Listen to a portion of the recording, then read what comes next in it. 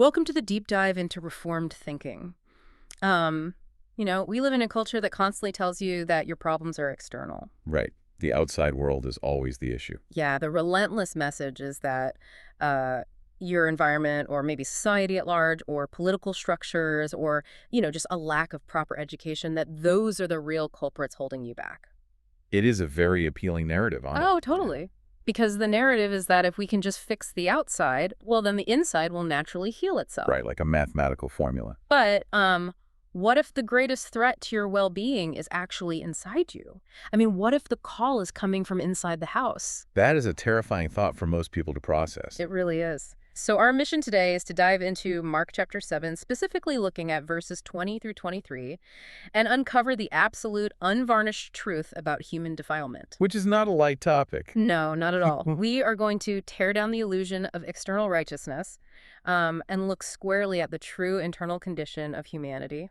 It requires a lot of honesty to do that. Yeah. Think about it like this. Trying to fix human behavior with external rules is, well, it's like a doctor misdiagnosing a terminal internal illness. Okay, yeah, tracking with you. Imagine you go to a physician with a failing heart, right? And instead of scheduling surgery, the doctor hands you a fresh, perfectly tailored suit. Wow. Just a new outfit. Yeah, it flatters you, it makes you look quite respectable, maybe even affluent to everyone you pass on the street. Sure, you look great on the outside. But it absolutely cannot heal the fatal condition operating beneath the fabric. The suit does nothing for the heart. That analogy, it really captures the terrifying reality of a false diagnosis. Because when we look at the text of Mark 7, it becomes immediately apparent that Jesus does not flatter sinners. He doesn't hand out tailored suits. No, he does not. He operates as the true physician. And, a true physician does not spare a patient's feelings at the expense of their life. Right. That would be malpractice. Exactly. Or I should say precisely. He exposes the wound so that grace may actually cleanse it.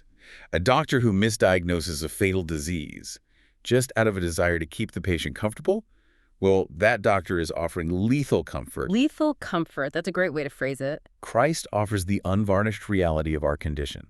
He points directly to the innermost being of man as the fountainhead of the problem. And he has to do that, right, to get us to stop trusting the suit. Yes.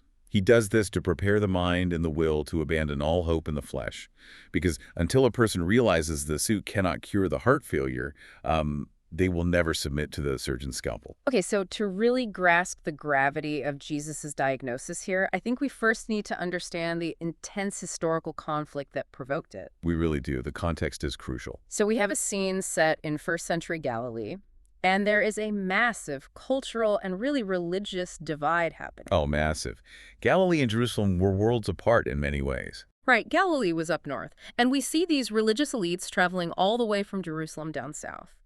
So can you set the scene for us? Like, what was the socio-political climate that made this confrontation so explosive? Well, the setting is vital to grasp.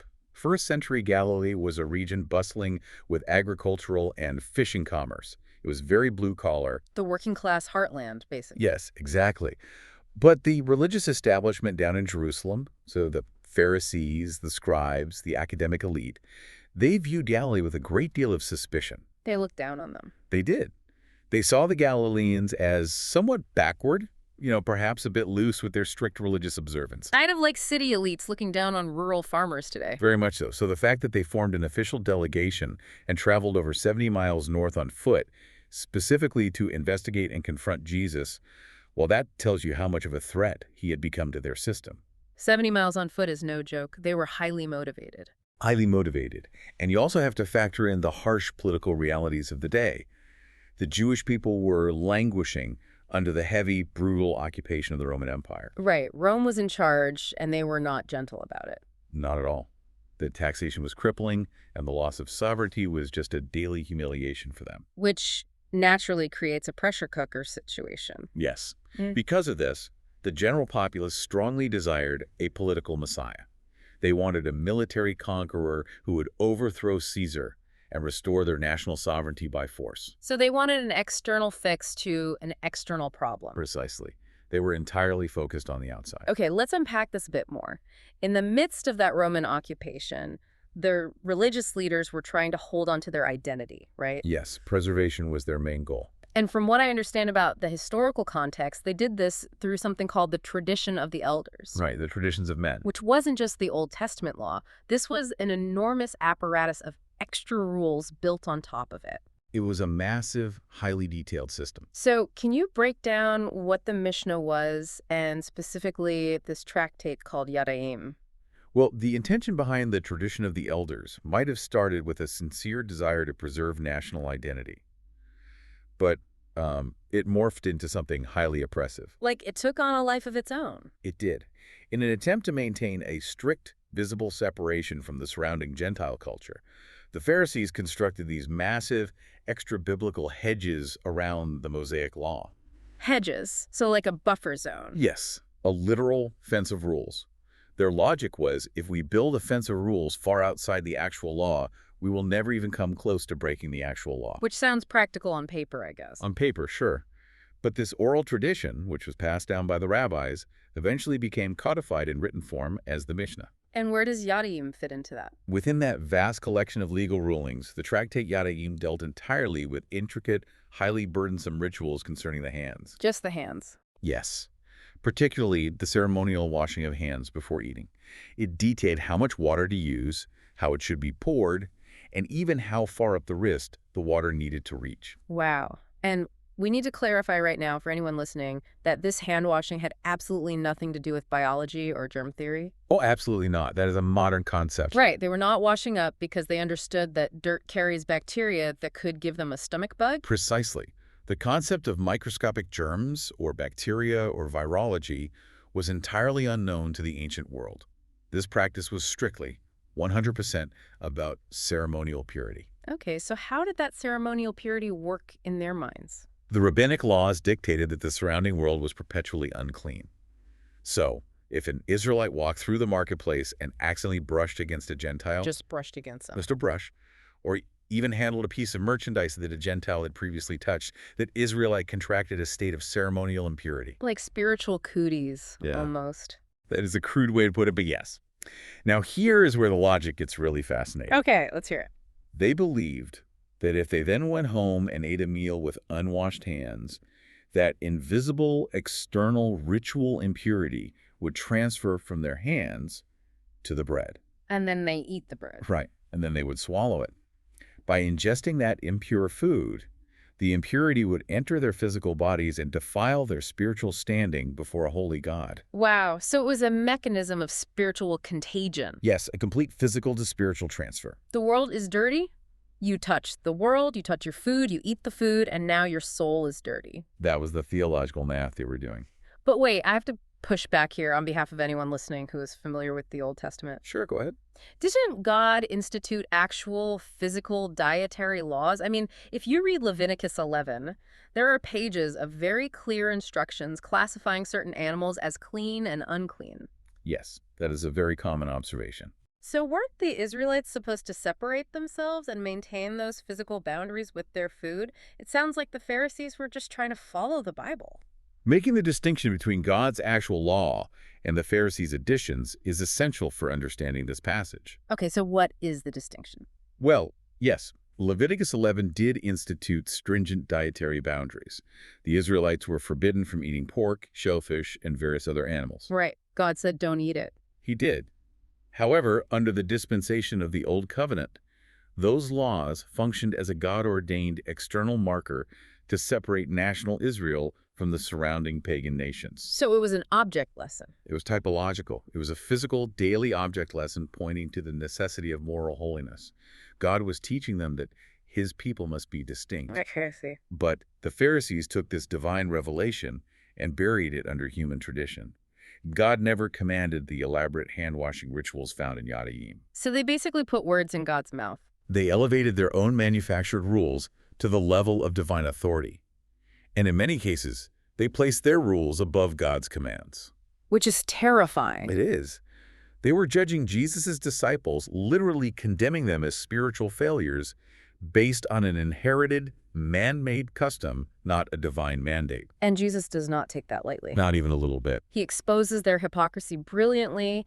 He points out how their obsession with their own traditions actually led them to violate the very core of God's moral law. Yes, he turns their entire argument back on them. He brings up the specific practice called the Korban rule. I really want to unpack this because it is such a vivid illustration of how external religion masks internal corruption. It is one of the most glaring examples he could have used. So how did this Korban loophole actually work in practice? The Corban rule is a devastating example of legalistic evasion. Corban essentially means a gift dedicated to God. Okay, sounds pious enough. It does. According to their tradition, a person could declare their money or their property Korban. By doing this, the property was legally bound to the temple treasury upon their death. Upon their death, but what about while they were alive? Ah, that is the catch. They could often continue to use it for themselves while they lived. Oh, wow. Convenient. Very. However, because it was now technically dedicated to God, it could not be given to anyone else. I think I see where this is going. So imagine a grown son whose elderly parents fall into poverty and desperately need financial support. A very real scenario in the ancient world. The son, wanting to keep his wealth for himself, simply declared his assets, Korban. Wow. When his parents asked for help, he says, "I would love to help you, but unfortunately, all my money is dedicated to God." So he gets to keep his money, he gets to look incredibly pious to his neighbors because he has supposedly dedicated his wealth to the temple. Yes. But he completely abandons his starving parents. Spot on. And by doing so, he directly violates the fifth commandment. Honor your father and your mother. Which is an actual written command from God. The irony is staggering. Jesus points this out to show that they honored God with their lips. They looked fantastic in their tailored suits of external religion, but their hearts were completely disconnected from his will.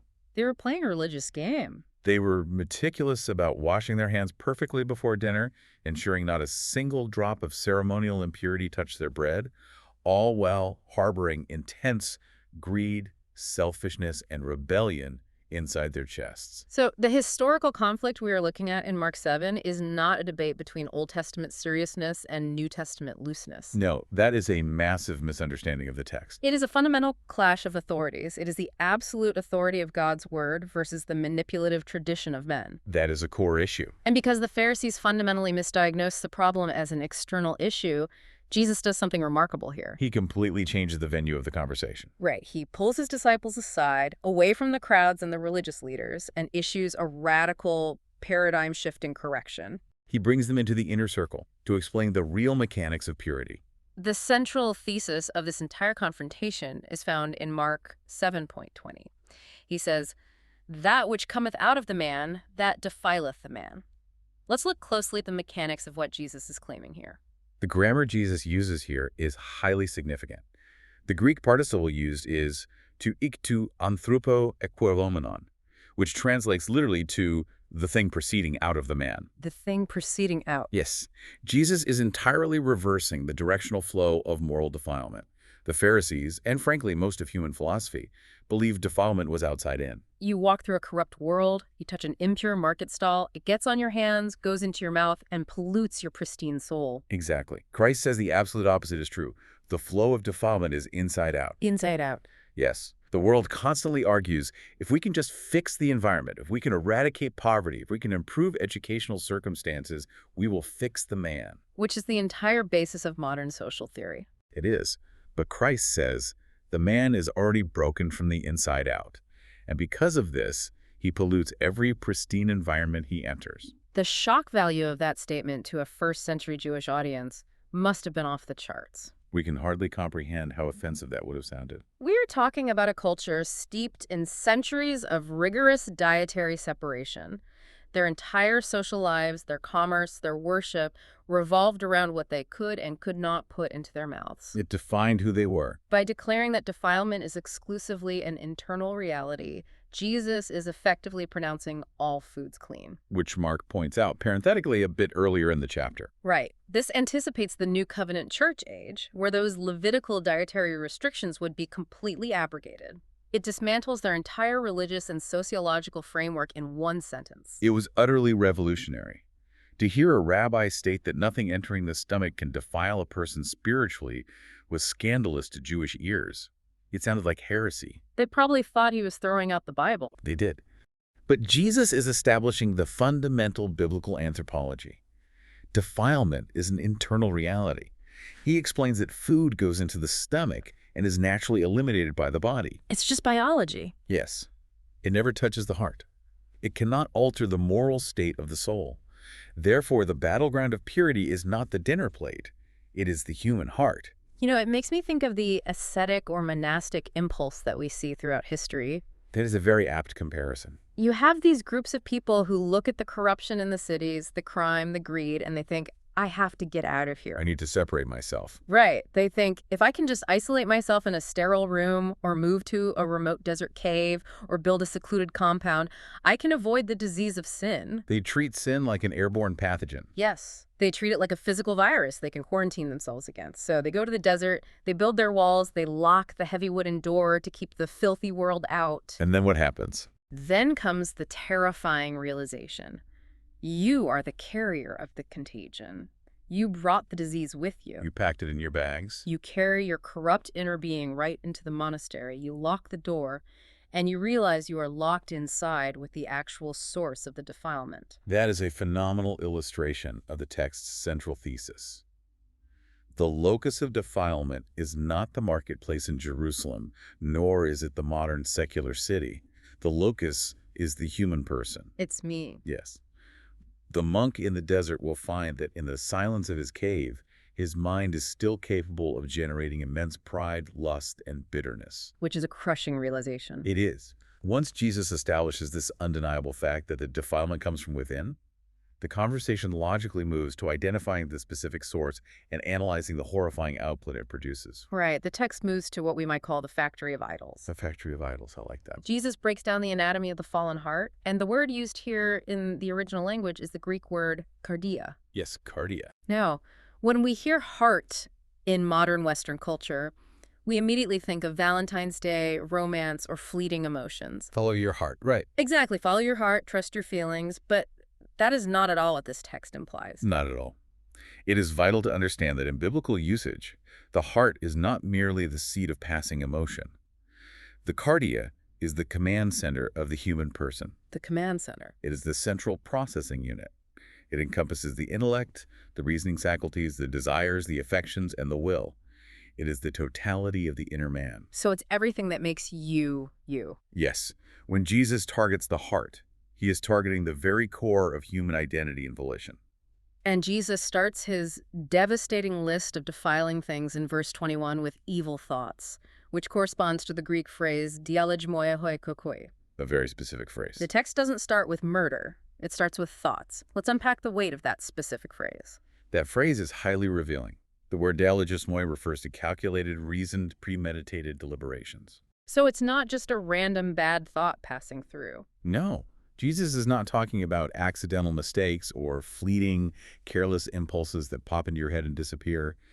He is talking about the internal boardroom of the soul where sin is planned. The boardroom of the soul. He is saying that sin is scripted in the mind before the body ever acts on it. The visible deed always has an invisible womb. Man, that is a chilling way to put it. The visible deed has an invisible womb. It forces us to take our thought life very seriously. So the guy who embezzles money from his company didn't just accidentally slip and steal the funds? Right. He didn't trip and fall into a stack of cash. There were weeks, maybe months, of dialogismoi, calculating the spreadsheets, rationalizing why he deserved the money, figuring out how to hide the paper trail. The greed counted the gain before his hand ever reached out to steal. Precisely. Lust scripts the entire scene in the theater of the mind before the body ever follows through. It's all rehearsed internally. Bitterness holds an entire mock trial in the head, acting as prosecutor, judge, and jury against a rival, long before an unkind word is ever spoken aloud. We've all done that. The heart is a restless factory, constantly deliberating and manufacturing these rebellions. Okay, let's walk through the inventory of this factory. There is a deliberate grammatical structure in the list of sins Jesus provides. Yes, Mark records it with precision. He starts with 6 plural nouns, which represent repeated manifest acts. Then he shifts to 6 singular nouns representing deep, entrenched dispositions or attitudes. a shift from actions to character traits. Let's start with the plural acts. We see pornei, murders, thefts, adulteries, covetousness, and wickednesses. Let's break these down one by one, starting with pornei. The term porneia is a comprehensive Greek word from which we get our modern word pornography. Right. However, in the first century context, it was an umbrella term encompassing all sexual activity outside the explicit bounds of a complementarian marriage covenant. So it covered a lot of ground. It did. The Greco-Roman world had extremely loose sexual ethics, much like today. But Jesus categorizes all of it, any deviation from the Genesis design, as defilement originating from the corrupt heart. Then the list moves to murders and thefts. These are severe violations of our horizontal duty to our fellow human beings. The breakdown of society, really. And again, following the logic of the heart, the murder starts with a seed of internal rage, and the theft starts with a seed of internal dissatisfaction with what God has provided. Yes.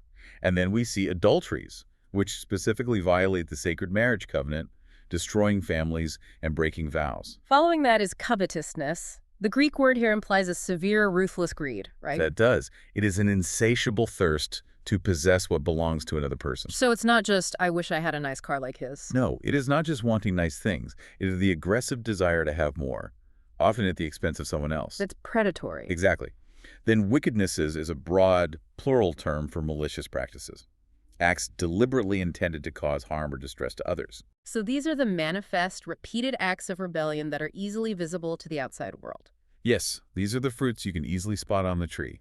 But then the list pivots. Jesus moves from the plural actions to the singular attitudes. The roots. Right. These are the subtle, deeply ingrained character traits that might never result in a prison sentence, but are just as defiling. We see deceit, which comes from the word dolos. I read that this literally translates to baiting a trap. Yes, dolos carries the imagery of a fisherman baiting a hook or a hunter setting a snare. That is so descriptive. It is the disposition of manipulation. It is using flattery, half-truths, or calculated omissions to reel someone in for your own advantage. So it's the salesperson who knowingly hides the flaw in the product. Yes, or the friend who gossips under the guise of sharing a prayer request. It is cunning deception. Next is lasciviousness, which is defined as a total lack of restraint, a shameless indulgence where a person no longer cares what God or anyone else thinks of their behavior. Just total brazenness. But the next one is fascinating, an evil eye. For a long time, I thought the evil eye was just some ancient superstition or folklore about cursing people. Like casting a spell. Yeah, but it is actually a Hebrew idiom. Let's look at what that means in this context. The evil eye is a brilliant idiom. It describes a stingy, intensely envious disposition. Stingy. Okay. It is the internal posture of bitterly resenting another person's blessing or success. Wow. If a neighbor gets a promotion, the evil eye cannot celebrate. It only feels the burn of jealousy. So their success is my failure. Right. It views the world as a zero-sum game, where someone else's joy is perceived as a personal injury. It is a miserable, inward-focused way to live. Following the evil eye, the list continues with blasphemy, which is speaking against the majesty of God. Then comes pride. A very common one. The text describes this not as healthy self-esteem, but as an arrogant disdain. It is the creature attempting to usurp the Creator's throne, looking down on others with contempt. Elevating oneself above everyone else. And finally, foolishness. Now, this is not about a low IQ or a lack of formal education, right? Correct. Biblical foolishness has nothing to do with intelligence. Because there are plenty of very smart fools. Oh, absolutely. You can have a PhD and be a biblical fool. Foolishness here is moral insanity. Moral insanity. It is living with a reckless, brazen disregard for God's law and God's reality. It is the person who knows the bridge is out ahead, but accelerates anyway. I have to ask a question that I'm sure many people listening are wrestling with right now. Go ahead. Looking at this devastating list, murders, thefts, adultery, someone might logically say, okay, I understand I'm not perfect, but I can honestly say I have never committed physical murder, I have never robbed a bank or committed grand theft auto. That is a very normal reaction. Am I really still just as defiled according to this text? Is my heart really that bad? It is a natural defense mechanism to look at the extremes on the list and say, that isn't me. Right. We want to distance ourselves. But the text forces us to a very humbling conclusion. This is the theological concept of total depravity. Okay, let's break that down. Total depravity does not mean that every single human being commits every possible sin to the maximum possible degree. Obviously, not everyone is a physical murderer. Right. What it means is that every faculty of human nature, the mind, the will, the emotions, is tainted by the fall. The seed of murder, the seed of theft, resides comfortably in the native disposition of every single person. So it's like a botanical issue. Yes. The soil of my heart has the seeds of all these weeds. Even if the weed hasn't sprouted into full physical violence, the potential, the DNA of that violence is present. That is highly accurate. Even if the physical act of murder has not occurred, the malice, the impatience, and the sudden flare of intense anger that produce murder are manufactured in the exact same corrupt factory of the heart. That is terrifying. If you have ever felt a flash of road rage where you genuinely wished harm on another driver, well, you have felt the machinery of murder turning inside you. The argument of the text closes like a heavy steel vault door at the end of verse 23. All these evil things come from within and defile the man. There are no exceptions. It really leaves absolutely no room for human boasting. It is a total leveling of the playing field. The ground is completely level at the foot of this diagnosis. The religious elite in their fine robes and the criminal in the street share the exact same diagnosis. Yes. And once the diagnosis is confirmed as a terminal internal disease, all superficial treatments have to be thrown out. You have to stop playing games with bandages. So let's take this ancient text and apply it to the modern world. How does this passage challenge the various ways our modern society tries to cure itself? This text acts as a wrecking ball to several modern ideologies and proposed remedies. Let's start with secular theology and frameworks like critical race theory. Okay, let's look at those. These systems of thought typically locate the origin of human brokenness and sin in external factors. Like we talked about at the beginning. Yes. They argue that societal structures, historic power dynamics, economic disparities, or a lack of progressive education are the root causes of humanity's problems. Right. The system is broken, not the people. If you follow their logic, the cure is to dismantle and rearrange the external structures. But based on this passage. The text of Mark 7 creates a direct, irreconcilable conflict with that approach. Based on Jesus' words, the individual human soul is the source of the problem. A society is simply a collection of corrupt human hearts. Exactly. Therefore, you cannot clean a poisoned well by simply repainting the bricks on the outside. Changing the structure does not change the human heart. And it is not just secular sociology that gets challenged here. The text also takes aim at modern religious pragmatism. Yes, this cuts both ways. You see these seeker-sensitive church movements that rely heavily on sophisticated marketing techniques, concert-level strobe lights, and TED Talk-style motivational speeches. The production value is incredible. It is. But the goal seems to be treating the symptoms of human sadness or a lack of fulfillment. Based on this passage, treating sadness while ignoring the terminal disease of human depravity is malpractice. It's absolute malpractice. The underlying assumption of extreme pragmatism is that people just need to be engaged, entertained, or given practical life tips to be healthy. Give them 5 steps to a better week. Right. But you cannot entertain a person into a state of spiritual regeneration. A smoke machine cannot alter a corrupt nature. A strobe light doesn't fix a dead heart. Furthermore, if the problem is an internal corruption of nature, then adding stricter rules or trying harder, which is the path of legalism and moralism, is equally futile. You just end up exhausted. Better daily habits cannot create a new spiritual nature. You can train a dog to sit, but you cannot train a dog to become a cat. That is a brilliant way to put it. You can't change the nature through training. No, you cannot. That brings up another point regarding sacramentalism. There are theological traditions that emphasize the physical act of sacraments as the actual mechanism of grace. Yes, viewing the sacrament itself as the cure. But the analysis of this text pushes back on that, noting that the physical act of sprinkling water on the outside of a person cannot magically alter a corrupt internal nature. It goes right back to the hand washing. Exactly. The internal desire to sin, the technical term being concupiscence, is itself damning. That is a critical observation. Concupiscence is that innate, leaning desire toward evil. Even before you act on it, the fact that you want to rebel is evidence of defilement. It shows the factory is still running. Sacramentalism often relies on an external ritual to confer grace, much like the Pharisees relying on ceremonial washing. But external water cannot wash the internal conscience. The overarching point derived from all these critiques is singular. External applications cannot solve an internal rupture.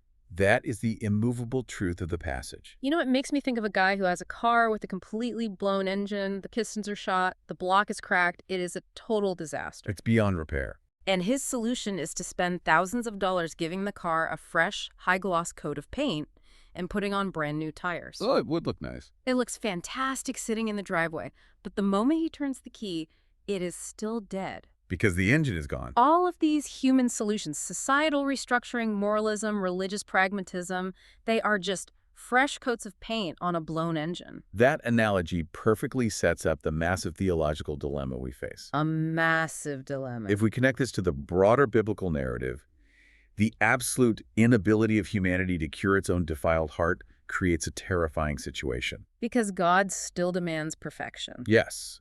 The law of a holy God demands internal perfection. He does not just want clean hands. He demands a pure heart. Yet, as we have established, humanity produces only internal rebellion. We are totally incapable of generating the purity God demands. This insurmountable human inability screams for a divine substitute. Which brings us to the only actual cure.